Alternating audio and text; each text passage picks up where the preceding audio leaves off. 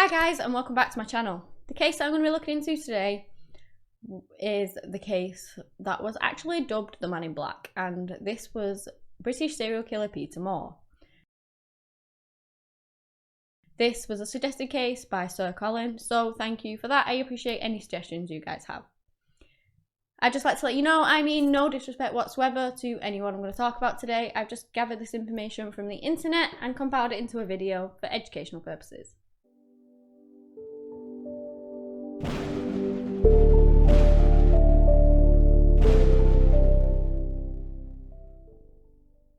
So we're in the mid-1990s and the north coast of Wales attracts so many holidaymakers, and there was this beach called Penzance Beach which was kind of getting notorious for these attacks on men. Before that it was a pretty sort of crime-free area. People didn't really expect anything to happen, not that you ever do of course, but it was a fairly crime-free area. So when these attacks started happening, people just were shocked. So these attacks, Penzance Beach was rumoured to be this gay meeting point, and there were these reports of these men being attacked by this really tall man in sort of wearing all black leather, and he would violently assault them and sometimes rob them. Some of these men were actually that badly injured that they would end up in nursing homes for the rest of their lives because they just couldn't function on their own well enough to sort of live on their own, I guess. And despite police obviously trying to scour everything, trying to find any information they could and discover who was doing this, it remained a mystery for 20 years. But these attacks did actually escalate. On the 22nd of September in 1995, 56-year-old Henry Roberts was just at home like he normally would be. It was really his normal routine since his mother had passed away 9 years ago. He was a very reclusive man. He always kept himself to himself, and it was speculated that he was also a gay man. He lived in this ramshackled cottage, and he had kind of like this daily routine where he would walk down to the village every day and go to the pub. Sometimes in the pub he'd spend £100, and people knew that obviously he had sort of a decent amount of money to be able to do that. He was very much a man of habit, and when he didn't turn up to the pub for 3 days straight, people started to get worried. So they went over to his house and they found his body. The police came to the scene and they found that he'd been murdered, and his body had actually been there for quite a while. Like I said, he'd not been seen for 3 days, so he could have been sat there for those 3 days. He had suffered a brutal attack and he had actually been stabbed 12 times.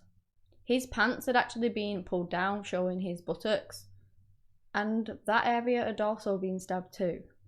Then a post-mortem was done on his body, and that revealed something even more terrifying, because he had been disabled to the point where he couldn't really do anything, but the killer waited to sort of inflict his killing blow. So he wanted it to last as long as it possibly could, which is just horrific to even think about.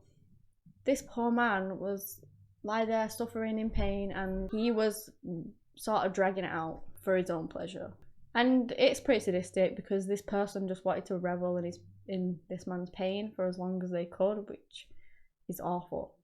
There really wasn't that much to go on for the police. There was some sightings of a white van in the area a few days before, but apart from that, they didn't really know anything. Nobody had seen anything. Nobody really knew what had happened, and the only main thing that they could focus on because of this was this van that they'd been seen. 2 months later, the killer struck again in November of 1995. 49-year-old Keith Randalls was living in a caravan. He was this traffic safety manager, and he was sleeping in this caravan by these roadworks that he was working on, and this was in the A5 in Anglesey. Keith was described as this fantastic guy. He would often give money out to charity and help in nursing homes and things like that, so he was just generally a really nice guy. He had a daughter called Lisa, and with Christmas being only a couple of months away, he was really looking forward to getting to spend that with his family and his daughter. And obviously Christmas is a wonderful time that you can usually spend with your family, and so he was just really looking forward to that. So that fateful night, Keith had actually treated himself to a beer. He'd had this long day at work, he was obviously tired, and so he thought, I will go for a beer, and then he got some chips on the way home and he began his journey back to his caravan. The next morning, his colleagues turn up at the roadside, and that's when they found Keith's body outside of his caravan. The police arrived at the scene and they quickly realised that he'd been murdered, suffering once more a very brutal and prolonged attack. It was clear that he'd been pulled from his caravan. There were signs of a struggle outside, a very big struggle actually. And as they were fighting, as Keith was trying to fight back and obviously get his attacker off him, he was being stabbed at the same time. He was literally battling for his life whilst being stabbed, and unfortunately he did lose this battle. Eventually he was overcome and he was just left dying on the floor. He had been stabbed 9 times. The police informed his family, who obviously were devastated, as you would be, and they couldn't really think of anyone that would want to harm Keith. The murder was very similar to the murder of Henry a couple of months ago, and so the police had to realistically consider that they could have been done by the same person. Once more, a van had been sighted in the area, as like before. Then on the 17th of December, 35-year-old Anthony Davis had gone out to help his aunt out who needed assistance. Basically, she'd gone to visit her husband's grave to take some flowers and she fell over and it caused her to break her leg, so she needed a lot of help around home and things like that.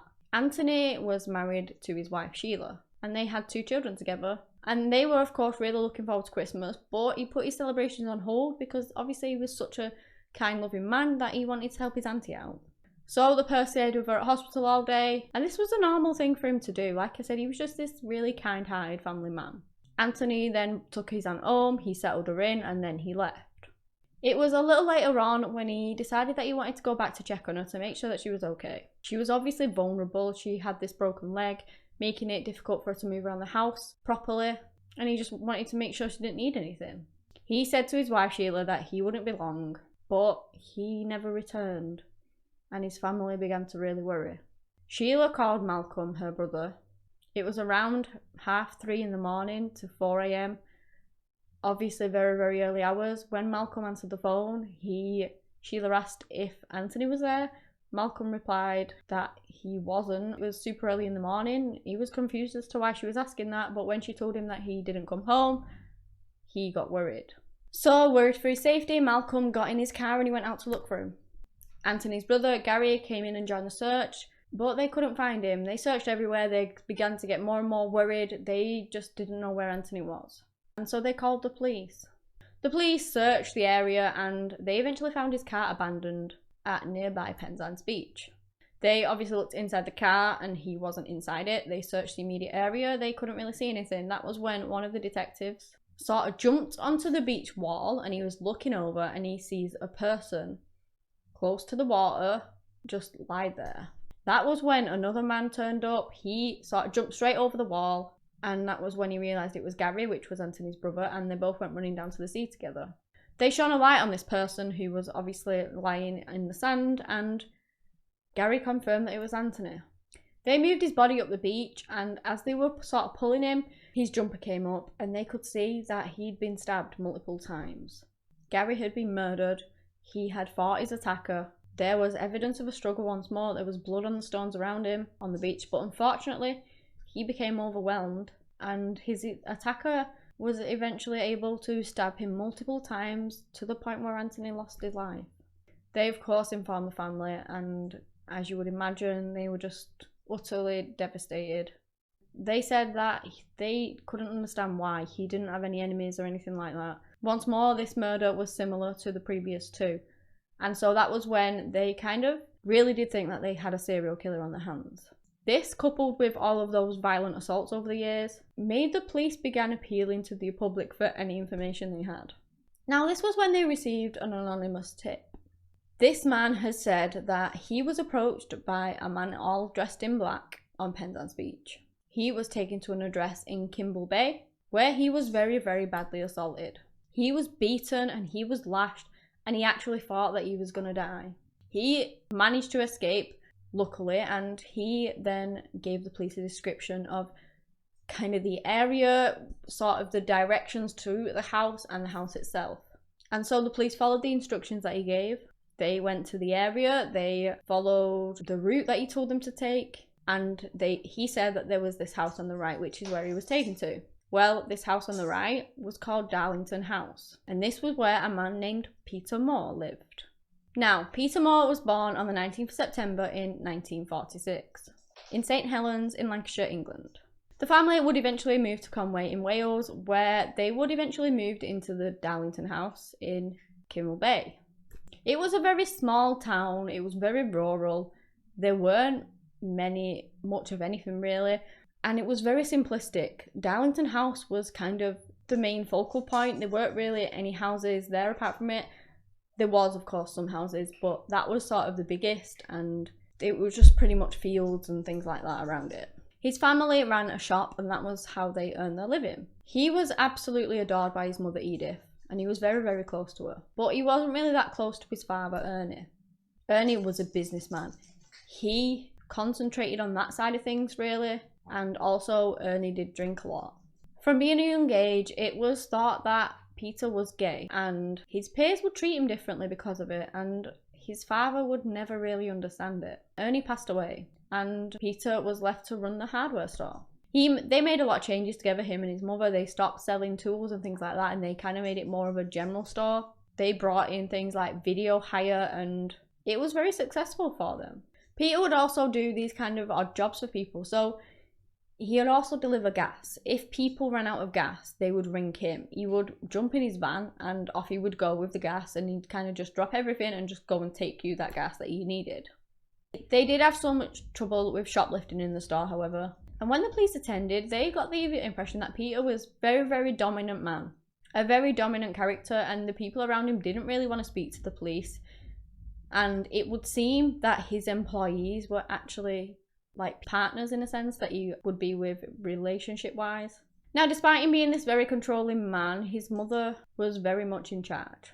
Not at the forefront, he was at the forefront, but she was just in the background, and as I said, she was the one in charge. It was thought that she didn't really want him to grow up, and she still thought of him as a child, even though he was a man.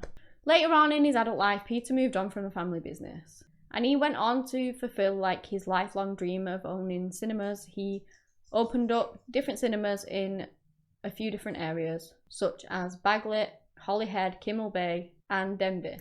He actually opened his first cinema in 1990. And he was sort of praised for this because he brought back cinema to these small towns that had not had it for years. He would do things like open it up on a Saturday so that parents could drop off the children and he would watch them. The children would watch the film. He would keep an eye on them all while say the parents went and did shopping or something like that. And then they would come back, they would collect the children, and they would have had this really nice day, and the adults were able to sort of get a few things done that possibly they couldn't have done with the kids. He was generally just this nice and polite man, but he had a dark side. Nobody would have really ever imagined it, and nobody truly knew what he was capable of. Now, Peter always wore these trademark black clothes, or sort of very dark clothes, maybe a dark grey, when he went out. And whenever he went out, he hid a certain part of his life from everyone. When his mother passed away, he became a lot more introverted. The loss of his mother really, really hit him hard. As I said, they were very close. He sort of began spiraling a little bit. He got himself engulfed within S&M and things like that. And now it didn't matter whether anyone found out. He always kept everything a secret and very close in. But now his mother was gone, he just seemingly didn't care. I guess it was a case of he isn't going to lose his mother because he's already lost her. So if she would have found out this stuff when she was still alive, maybe their relationship would have changed. Maybe she would have stopped speaking to him or something like that. And so now that she'd actually passed away, he was free to do all of these things that he wanted to do and that he'd been hiding all these years because he wasn't going to lose his relationship with her. His house kind of turned into a house of horrors. For his 49th birthday, he decided to buy himself a little present. A commando dagger. Like I said earlier, police began looking into Peter. They'd follow these directions and they'd come to Darlington House. They knew he was a gay man. They knew he always wore black. And it just seemed to fit. They also found out that he was hiring a van, which matched the description of the vans that were seen at the murder scenes. On the 22nd of December in 1995, the police arrested Peter Moore. And he denied everything. They searched his van, they found the knife inside of his van, and obviously these people had been stabbed. They went on to search his home and they found evidence in that linking him to each murder. So in a sense, he wasn't very careful because inside he had Anthony Davis's coat hung up. It had been washed, but it was Anthony's coat and he just had it hung up in his house. In his living room, they found this video recorder, which had been taken from Keith Randall's caravan. They also found a flag in Peter's bedroom, which had been taken from Henry Roberts' house. He'd taken these souvenirs of the crimes that he committed so that he could keep reliving it in a sense. People often do that. They take souvenirs of things of the people that they've killed, and I guess it kind of sparks a memory and gives them that euphoria and brings them back to the murders and stuff when they actually see them. So he had them just all around his house. After presenting him with this evidence, he changed his story in the early hours of Christmas Eve. The police did find further evidence of Peter's secret life. They found things like whips, handcuffs, any other S&M things. There were blood splatters on the ceiling, which was potentially from kind of a whip, and it maybe flicked up to the ceiling. So even though all of these rooms had all of this S&M stuff in them and this sadism stuff, his mother's room remained immaculate. It was untouched, I guess, in a sense of respect for his mother, even after her death. Now, Peter wasn't done there, because he would go on to torture the families of his victims with how he acted in the media. He confessed to the killings in December of 1995, and he was reveling in the limelight of being in custody. So rather than hiding his face from the media, which a lot of people do, a lot of criminals, you'll see them, they'll be on the TV and they'll have hoods or covers or anything over the head concealing their identity. Well, he didn't do that. He wanted his face out there. He didn't care about anonymity. He would instead pose and smile at the camera. And that was obviously very traumatic for his victims, because he had no regrets, no remorse, and he was putting on a show for everyone to see, and that must have just been horrific. He had murdered their loved ones, and here he was in front of the camera, posing, smiling, laughing, not a care in the world. Just no remorse about what he'd done. It's really thought that he enjoyed being the centre of attention. The media dubbed him as the Man in Black, because obviously he always wore black.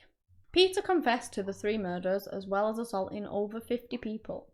He really didn't want it to end there though, because he went on to tell the police about a 4th murder, which they didn't even know about. They'd not found the body. They literally had no idea about whatsoever.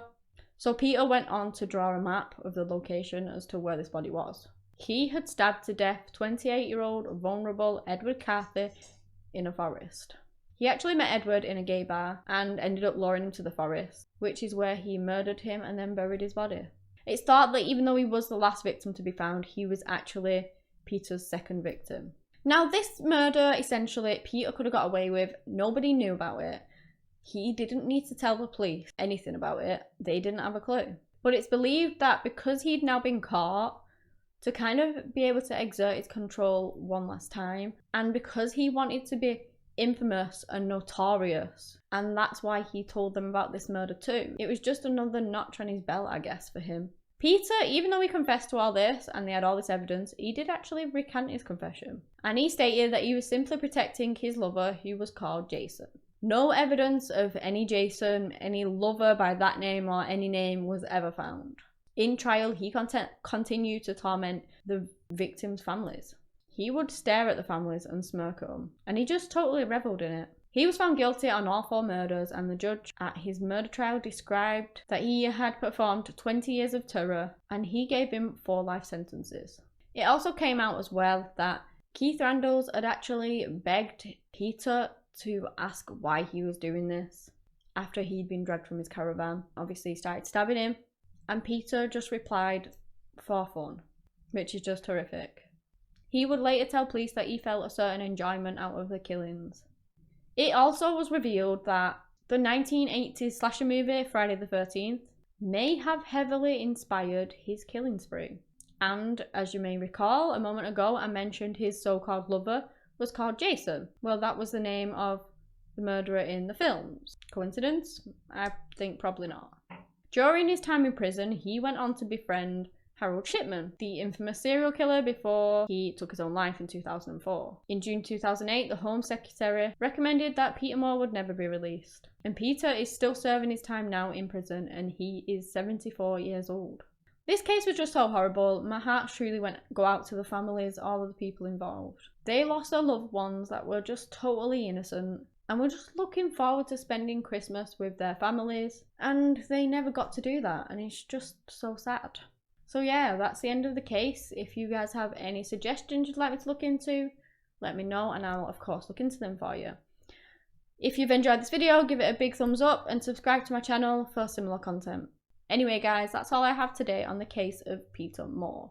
Thank you so much for watching, and until next time, bye!